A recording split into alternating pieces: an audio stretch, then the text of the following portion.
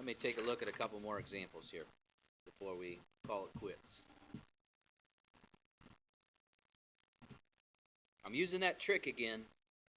Take the largest power of n in the top and the largest power of n in the bottom and ignore everything else. Reduce it. This limit is positive 1/3. Well, what happens when you do that little trick and they reduce? Well, that's pretty easy. They reduce to that number, and that is your limit. Well, that doesn't always work out that way, right? Sometimes, when you look at the lead term from the top and the bottom, they don't always reduce quite nicely. Like, for instance, this one is negative 17n over 25.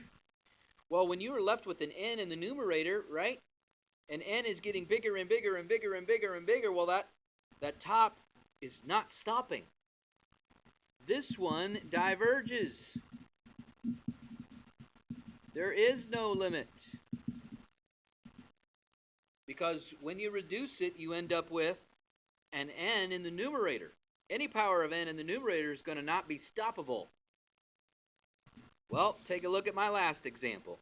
All right? Look at the lead term from the top and the lead term from the bottom. Reduce it. What do we have? We got 8 over 36n squared. I don't really care about the 8 and the 36. Don't worry about reducing those. The critical thing is the n's. Where do you have any n's left? We have them left in the denominator. And as n gets bigger and bigger and bigger and bigger and bigger, what's happening? This thing disappears to 0. Because the whole fraction's getting smaller and smaller and smaller and smaller. So, keep that in mind. You looking at those leading terms from the top and the bottom of the fraction really simplify those problems quite a bit. It'll either go to a particular number, it'll diverge, or it'll go to 0. Those are basically your three choices.